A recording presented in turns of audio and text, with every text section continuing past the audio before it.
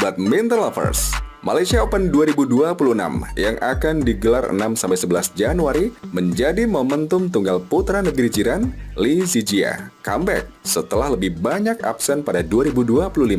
Juara All England 2021 itu hanya bermain pada 5 turnamen tahun lalu karena cedera pergelangan kaki dan punggung hingga turun ke peringkat 144 dunia. Belum resmi comeback, pemain berusia 28 tahun itu sudah diharapkan membantu Malaysia merebut Thomas Cup 2026. Dia akan kembali berkompetisi setelah lolos ke ajang Super 1000 melalui peringkatnya yang dilindungi di peringkat ke-8 dunia. Rencana Raja Bulu Tangkis Malaysia itu mendapat perhatian dari komentator Federasi Bulu Tangkis Dunia Gillian Clark atau Oma Gil dalam akun X pribadinya. Atlet yang sukses, menurut definisi, adalah individu yang sangat bugar, tulis Oma Gil. Penampilan, ketahanan mental, dan kemampuan atletik saat berjuang untuk supremasi di arena olahraga membuat kita cenderung menempatkan mereka di atas. Percaya bahwa mereka secara mental dan fisik lebih unggul daripada kita manusia biasa.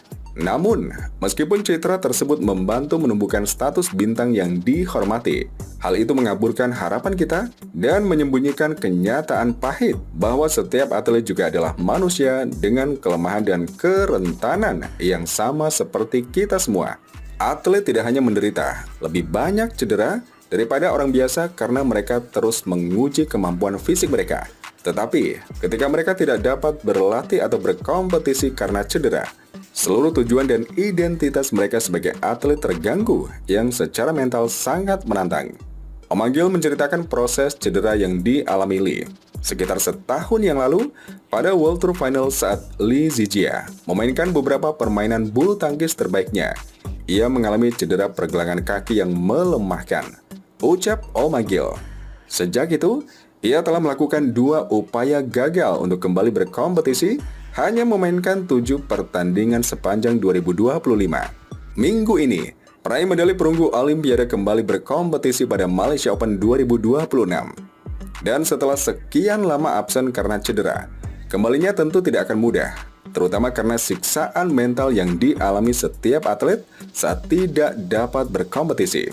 Saya juga tahu dari pengalaman pahit, setelah beberapa operasi akibat robekan ACL di kedua lutut, harapan dari orang lain untuk langsung tampil seperti sebelum cedera adalah beban yang berat dan sama sekali tidak realistis. Jadi, sementara saya, seperti kebanyakan penggemar bulu tangkis, sangat menantikan kembalinya Lee, kita juga harus ingat bahwa kita perlu membantu dan mendorong setiap atlet dalam upaya kembalinya mereka yang gagah berani dari cedera, bukan mencela dan mengkritik.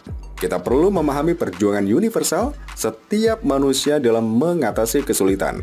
Atlet yang kembali layak mendapatkan belas kasihan dan kekaguman atas keberanian dan ketekunan mereka untuk terus berjuang di jalan rehabilitasi yang tampaknya tak berujung.